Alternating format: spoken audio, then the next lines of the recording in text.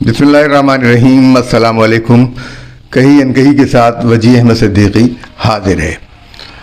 عدل و انصاف کی اتنی توہین پہلے کبھی نہیں ہوئی تھی جتنی کہ اب ہو رہی ہے۔ خود جج اور اعلیٰ اور ادنیٰ عدالتیں اس کی ذمہ دار ہیں، اس توہین کی۔ کوئی فرد نہیں، کوئی ادارہ نہیں، کوئی شخص نہیں۔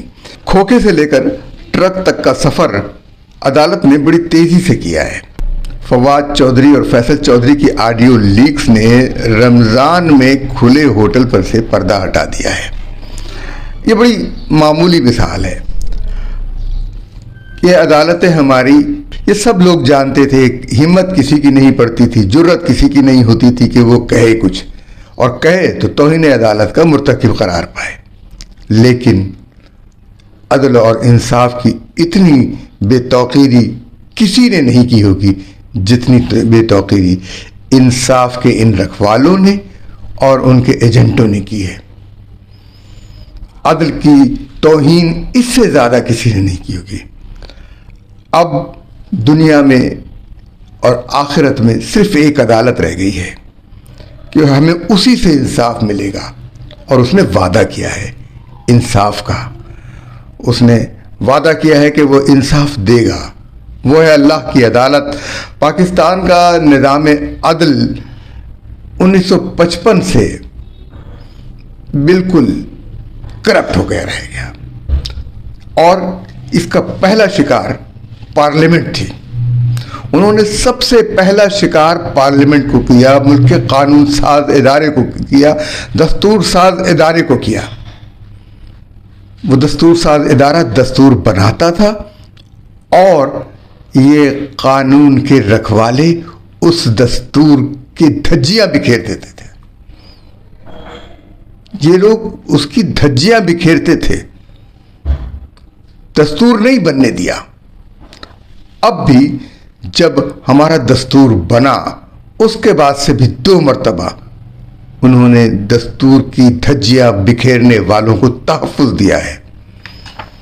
تو اس عدالت کا نظام ہمیں بدلنا ہوگا۔ پاکستان کے گورنر جنرل کا عہدہ سنبھالنے والے ملک غلام محمد نے وزیر اعظم خواجہ ناظم الدین کو غیر آئینی، غیر قانونی طور پر برطرف کر کے اسمبلی توڑ دی تھی، جس کا اسے بالکل بھی اختیار حاصل نہیں تھا۔ اس کے اس عمل پر سندھ کی چیف کورٹ کے جسٹس کانسٹنٹائن نے فیصلہ دیا کہ یہ غلط ہے، قانون کے خلاف ہے، اور متفقہ فیصلہ ہوا، اس کی پوری بینچ کا فیصلہ ہوا، اور غلام محمد کی اس اقدام کو غیر قانونی، غیر آئینی قرار دیا۔ PLD 1995 اور سندھ 96 مولوی تمید الدین خان بنام فیڈریشن آف پاکستان، یہ مقدمہ موجود ہے۔ لیکن فیڈرل کورٹ اس وقت تک ملک غلام محمد اور سر ظفر اللہ خان پارلیمنٹ کے خلاف فیصلے میں کے لیے جسٹس منیر کو تعینات کر چکے تھے، پہنچا چکے تھے۔ اس وقت ٹرک پہنچا، کھوکھا پہنچا، کیا پہنچا یہ نہیں معلوم، کیونکہ انصاف بکے بغیر نا انصافی نہیں کر سکتا۔ جسٹس منیر نے سندھ چیف کورٹ کے فیصلے کو اور جسٹس کانسٹنٹائن کے فیصلے کو مسترد کر دیا، اور تاریخ کی سیاہی اپنے منہ پر مل لی۔ تاریخ کی یہ سیاہی سپریم کورٹ کے ججوں نے اس کو اپنا ایک طریقہ کار بنا لیا۔ اس تاریخ کی سیاہی کو ہمیشہ ملتے رہے، ایوب خان کے لیے ملتے رہے، یحییٰ خان کے لیے ملتے رہے، ضیاء الحق کے لیے ملتے رہے، پرویز مشرف کے لیے ملتے رہے۔ ہر زمانے میں ایک ایک جج اس طریقے کا نکلتا رہا، آتا رہا۔ ایوب خان کے ماشاء اللہ سے لے کر پرویز مشرف کے ماشاء اللہ تک ججوں کا یہی کام رہا ہے۔ ان میں جن ججوں نے PCO پر حلف اٹھانے سے انکار کیا، وہ گھر بھیج دیے گئے۔ پاکستان کی سیاست میں وزرائے قانون جو ہیں، اس عدالتی طوائف کے دلال کے طور پر کام کرتے ہیں، کرتے رہے ہیں، وہ وزرائے قانون جو ماشاء اللہ کے دور میں تھے، اور ان میں ایس ایم ظفر، شریف الدین پیرزادہ سب سے سر فہرست تھے، شریف الدین پیرزادہ، ایس ایم ظفر، اور بہت سے لوگ نام آتے رہے ان کے۔ ایوب خان کی کاسالیسی بھی یہی کرتے تھے ایس ایم ظفر، اور پھر بعد میں یحییٰ خان کو ماشاء اللہ لگانے پر آمادہ کرنے والے یہی ایس ایم ظفر تھے۔ تاریخی حقائق موجود ہیں کہ اسپیکر کو اقتدار منتقل کرنا چاہیے تھا ایوب خان کے ہٹنے کے بعد، لیکن یحییٰ خان کو منتقل کروا دیا، اور پھر اس کے نتیجہ کیا نکلا کہ ملک دو ٹکڑے ہو گیا۔ پہلے ہی ملک میں ایوب خان کا 1 یونٹ ملک کے اندر بہت سارے تنازعات پیدا کر رہا تھا، اس کے بعد یحییٰ خان کا اقتدار سنبھالنا لوگوں کو مایوس کر گیا۔ اسی ایس ایم ظفر نے پاکستان کا آئین جو 1962 کا آئین تھا، جو 1956 کے آئین کی نقل تھا، وہ منسوخ کروا دیا۔ ملک پھر ایک بے آئین سرزمین ہو گیا۔ یہ قانون کے حکمران تھے، یہ قانون کے پابند تھے، یہ قانون کے محافظ کہلاتے تھے اپنے آپ کو، یہ قانون دان کہلاتے تھے۔ انہوں نے دستور پاکستان کو کئی مرتبہ اٹھا اٹھا کر پٹخا ہے، اور شریف الدین پیرزادہ ہوں، ایس ایم ظفر ہوں، یہ سب لوگ قانون کی حکمرانی کے خلاف رہے ہیں۔ ایک اور وزیر ہے، ان کا نام ہے اعتزاز احسن، یہ بھی آج کل اسی چیز کو، یعنی اب چونکہ ماشاء اللہ براہ راست نہیں آ سکتا، ایک پردے میں آتا ہے، کسی سیاسی جماعت کے پردے میں آئے گا، تو وہ اس کی کوششوں میں مصروف ہے۔ جب اعتزاز احسن وزیر قانون تھے، وزیر داخلہ تھے، تو انہوں نے سیاسی جج مقرر کرنے کی ریت ڈالی، اپنی مرضی کے جج انہوں نے ریت ڈالی اس کی۔ اس وقت پیپلز پارٹی کی حکومت تھی، پیپلز پارٹی کو اس سے فرق نہیں پڑتا تھا، لیکن انہوں نے بے نظیر بھٹو کو یہ خوف دلایا کہ ججوں نے عدالتی قتل کیا ہے ذوالفقار علی بھٹو کا۔ ظاہر ہے یہ ایک آمریت کے دور میں ہوا تھا، اور ججوں نے آمریت کے دور میں یہ فیصلہ کیا، اور جسٹس نسیم حسن شاہ نے اعتراف جرم بھی کیا۔ تو یہ خوف یہ دلا کر انہوں نے یہ کیا کہ دوسرا غیر قانونی کام کیا کہ وہ کارکن، وہ لوگ جن پر قتل کے مقدمات تک تھے، ان کو جج بنوا دیا، احمد سعید آوان، اور پیپلز پارٹی کے کئی کارکنوں کو جج بنوا دیا۔ خود کی سیاسی وابستگی کا عالم یہ تھا کہ اس وقت انہوں نے پیپلز پارٹی کے 20 کارکنوں کو جج بنوایا جب وہ وفاقی وزیر قانون تھے، مگر اپنی جو سیاسی وابستگی اور سیاسی جرات مندی کا عالم یہ تھا کہ 1977 سے پہلے 1975 میں ان کو ایک خالی نشست پر پنجاب کی الیکشن لڑایا گیا، تو ان کے مقابلے پہ کوئی نہیں کھڑا ہوا، یہ بلا مقابلہ منتخب ہو گئے پیپلز پارٹی کے ٹکٹ پر۔ اور اس کے بعد جب یہ منتخب ہو گئے تو 1977 کا وقت آیا، اور بھٹو صاحب کے خلاف اپوزیشن کی تحریک شروع ہو گئی، جو بہت زوردار قسم کی اور زبردست قسم کی تحریک تھی۔ یہ اس تحریک سے اس قدر خوفزدہ ہوئے کہ گھبرا کر تحریک استقلال میں چلے گئے، کیونکہ اس تحریک کے مرکزی رہنما یعنی PNA پاکستان قومی اتحاد کے صدر اصغر خان تھے۔ فوراً انہوں نے اصغر خان کی چھایا میں پناہ لے لی، بھٹو صاحب کو چھوڑ دیا بیچ مجھار میں، اور جس کا نتیجہ یہ نکلا کہ بھٹو صاحب کو پھانسی دے دی گئی۔ یہ بھٹو صاحب کے ساتھ ان کی سیاسی قوت بن کر نہیں رہے، کسی کی ہمت نہیں ہوئی کہ اس کے معنی میں بھٹو صاحب کے لیے سیاسی قوت کے طور پہ کھڑا ہوتا۔ ان میں سے ایک یہ بھی تھے۔ تو اب جب بے نظیر بھٹو کے دور آیا تو پھر یہ دوڑے دوڑے پیپلز پارٹی میں شامل ہو چکے تھے اور بڑے اکڑ اکڑ کے چل رہے تھے، اور بے نظیر بھٹو کے اقتدار کا نشہ ان کے اوپر اتنا تھا کہ یہ وزیر داخلہ بنا دیے گئے۔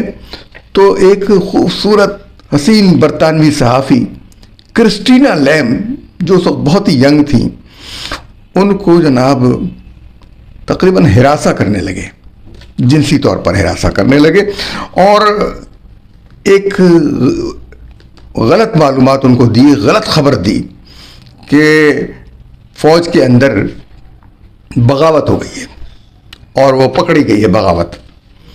کرسٹینا لیم نے یہ خبر اپنے اخبار فائنینشل ٹائمز میں چھاپ دی۔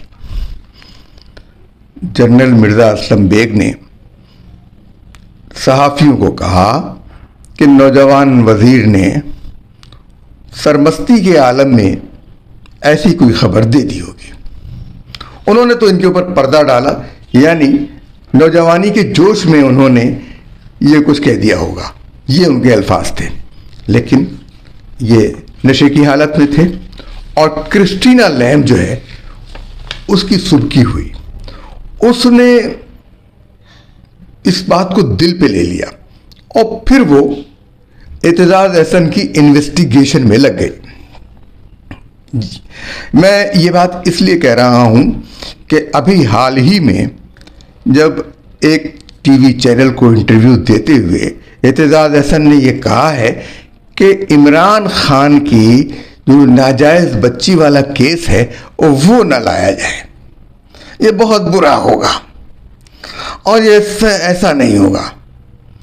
تو جناب کے دامن پر یہ الزام عالمی طور پر عالمی اخبارات میں موجود ہے۔ کرسٹینا لیم نے ان کو مورد الزام ٹھہرایا ہے۔ تو یہ ظاہر ہے یہ اس قسم کی خبروں کو، اس قسم کی مقدمات کو، اس قسم کی باتوں کو چھپانے کی کہیں گے۔ پھر لاہور ہائی کورٹ کے جو چیف جسٹس راشد عزیز کے دفتر پر انہوں نے حملہ کروایا، اور خالد رانجھا جو ایک اور وکیل تھے، ایک اور وزیر قانون تھے کبھی، ان کے دفتر پہ حملہ کروایا۔